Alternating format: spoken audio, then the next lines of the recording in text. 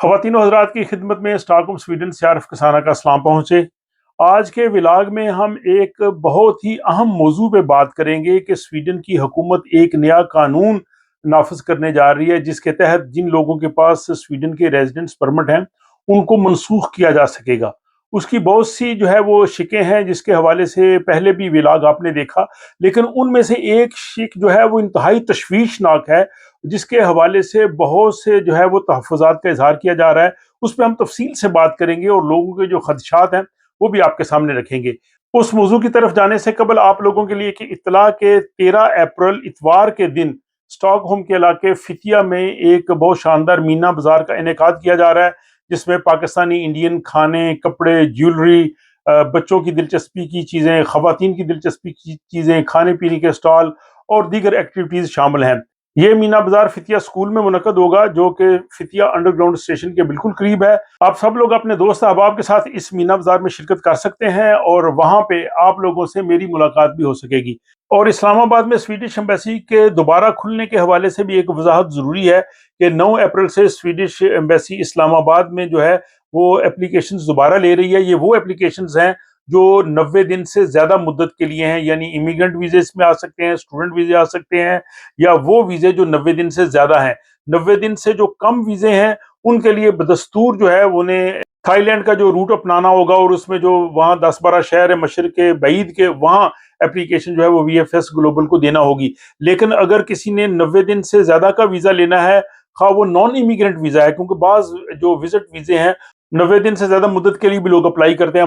بعض لوگ 1 سال کے ویزے کے لیے بھی اپلائی کرتے ہیں، تو وہ لوگ جو ہیں وہ اب اسلام آباد سے اپلائی کر سکیں گے۔ اور دوسرا وہ کہ جن لوگوں نے آلریڈی ویزے کے لیے اپلائی کیا ہوا ہے اور ان کی اپلیکیشن ابھی پروسیس نہیں ہوئی، یعنی وہ سویڈش ایمبیسی ایتھوپیا میں ہے، اب وہ اسلام آباد میں سویڈش ایمبیسی میں پروسیس ہوگی۔ اس حوالے سے وہ اسلام آباد میں سویڈش ایمبیسی سے بھی رابطہ کر سکتے ہیں اور ایمبیسی بھی ممکن ہے ان کو ای میل کرے تو وہ اپنی ای میل کو چیک کر سکتے ہیں تاکہ اگر ان کو اطلاع آئے تو وہ ایمبیسی کو فوری طور پہ اس کا جواب دیں۔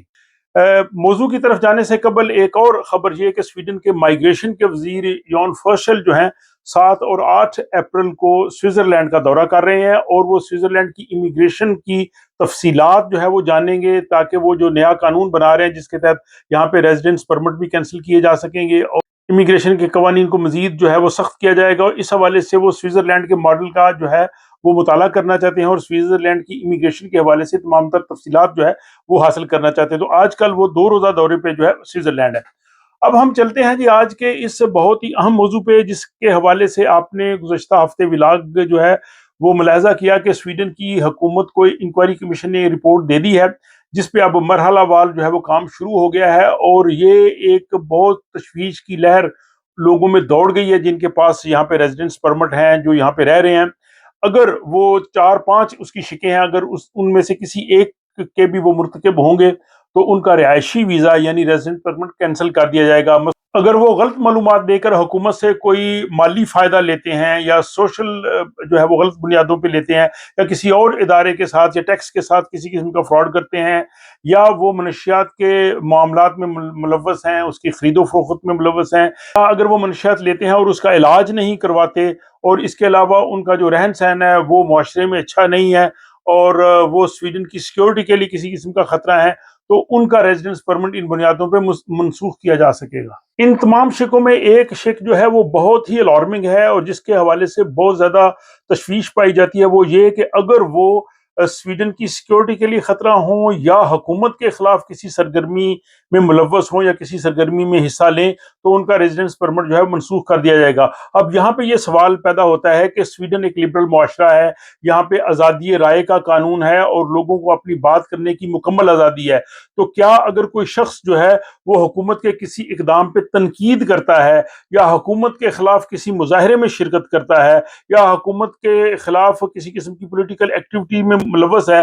تو کیا وہ بھی اس چیز کا مرتکب ہوگا؟ کیا اس کی اس سرگرمی کو، اس کے بیانات کو، اس کی ایکٹیویٹیز کو جو ہے وہ حکومت مخالف یا سویڈش مخالف سمجھا جائے گا؟ اور اس میں مزید تشویش کی بات یہ ہے کہ اس بات کا تعین کوئی عدالت نہیں کرے گی، اس بات کا تعین مائیگریشن ایجنسی میں بیٹھے ہوئے لوگ کریں گے، وہ کوئی عدالت نہیں ہے، نہ ان کے پاس شواہد ہیں۔ اب سوال یہ پیدا ہوتا ہے کہ ان لوگوں کے پاس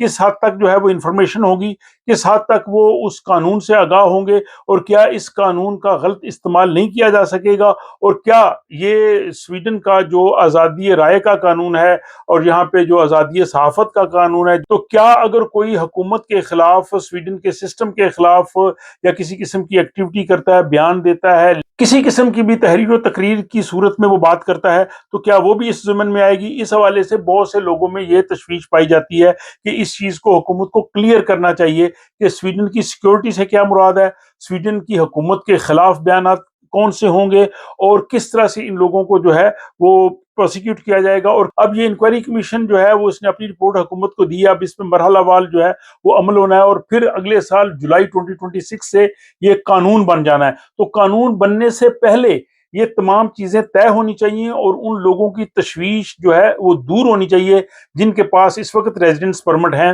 اور وہ جو سویڈن میں رہ رہے ہیں، تاکہ ان میں کسی قسم کی بھی پریشانی نہ ہو۔ یہ قانون ان لوگوں پہ نافذ العمل نہیں ہوگا جن لوگوں کے پاس جو ہے وہ سویڈن کی سٹیزن شپ ہے، یعنی جو سویڈن کے شہری ہیں، سویڈن کے نیشنل ہیں، ان پہ یہ لاگو نہیں ہوگا۔ یہ صرف ان لوگوں پہ لاگو ہوگا جن کے پاس ریزیڈنس پرمٹ ہے، وہ سویڈن میں رہ رہے ہیں۔ اس قانون کی زد میں وہ لوگ بھی آ جائیں گے جو اپنے ریزیڈنس پرمٹ کی اپلیکیشن جو ہے وہ مائگریشن ایجنسی کو بھیجیں گے، تو اس پروسیس کے دوران اگر ان 4-5 جو شکیں ہیں، اگر ان میں سے کسی ایک کے بھی وہ مرتکب ہوئے تو ان کی جو ہے اپلیکیشن جو ہے وہ مسترد کر دی جائے گی۔ بہرحال اس حوالے سے تشویش میں سمجھتا ہوں لوگوں کی بالکل بجا ہے، اور میں یہاں پہ ناظرین سے بھی چاہوں گا کہ وہ بھی اپنی رائے کا اظہار کریں کہ یہ جو اس طرح کا قانون بنایا جا رہا ہے، اس میں ٹھیک ہے جو لوگ مالیاتی فراڈ کریں یا وہ جرائم کے ساتھ ملوث ہوں یا گینگز کے ساتھ ملوث ہوں، یا وہ اگر اپنے بل ادا نہیں کرتے اور وہ جو ہے وہ ڈیفالٹر ہو جائیں، اس طرح کے معاملات تو ٹھیک ہیں، لیکن جو آزادی رائے یا حکومت کے خلاف بیان یا سویڈن کی سیکیورٹی کا والا معاملہ ہے، یہ ایک بہت مبہم اور ایک بہت گریز زون ہے، جس کی تشریح جو ہے ایجنسی اپنی مرضی سے کر سکتی ہے، جس سے کئی لوگ جو ہیں وہ متاثر ہو سکتے ہیں۔ تو اس حوالے سے آپ بھی اپنی رائے کا اظہار کیجئے، اور اس ضمن میں مزید اگر اپڈیٹس آئیں گے تو وہ